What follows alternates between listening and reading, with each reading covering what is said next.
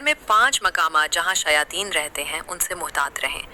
Number 1، غیر استعمال شدہ بستر۔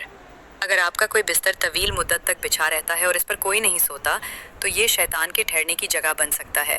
بستر کو ہمیشہ لپیٹ کر رکھیں۔ ہر 2-3 دن بعد اس پر قرآن پڑھا ہوا پانی یا عطر چھڑکیں۔ Number 2، bath room. یہ جگہ شیاطین کے رہنے کا سب سے بڑا مرکز ہے اور یہاں موجود شیطان انتہائی ناپاک اور خطرناک ہوتے ہیں۔ ہمیشہ دعا پڑھیں پھر داخل ہوں۔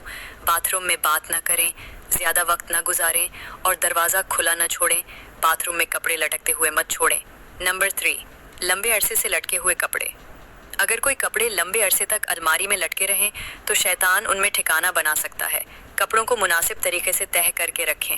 کچھ دن بعد الماری کھول کر سورۃ الفاتحہ، آیت الکرسی پڑھیں۔ نمبر 4، انسانی یا حیوانی شکل کے مجسمے، تصویریں۔ یہ اشیاء ملائکہ کے داخلے میں رکاوٹ بنتی ہیں اور شیاطین کے لیے ٹھکانہ فراہم کرتی ہیں۔ گھر میں انسانی یا حیوانی شکل کے مجسمے اور نمبر 5، آگ جلانے کی جگہ یعنی کچن وغیرہ۔ چونکہ شیاطین آگ سے پیدا کیے گئے ہیں اس لیے وہ آگ جلنے والی جگہوں کو پسند کرتے ہیں۔ ہمیشہ چولہا جلاتے یا بجھاتے وقت بسم اللہ کہیں۔ آگ جلانے کی جگہ کو صاف رکھیں اور اس پر قرآن پڑھا ہوا پانی چھڑکیں۔ آس پاس کے برتنوں کو ہمیشہ ڈھک کر رکھیں۔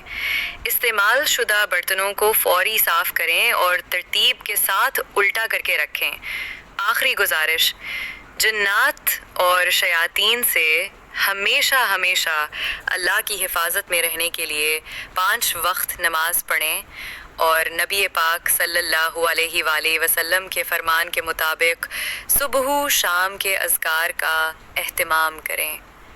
سورۃ اخلاص، فلق اور الناس، آیت الکرسی، درود شریف اور دیگر مسنون دعاؤں کو معمول بنائیں۔ پوسٹ کو دوسروں کے ساتھ شیئر کر کے انسانیت کو فائدہ پہنچائیں۔ شکریہ۔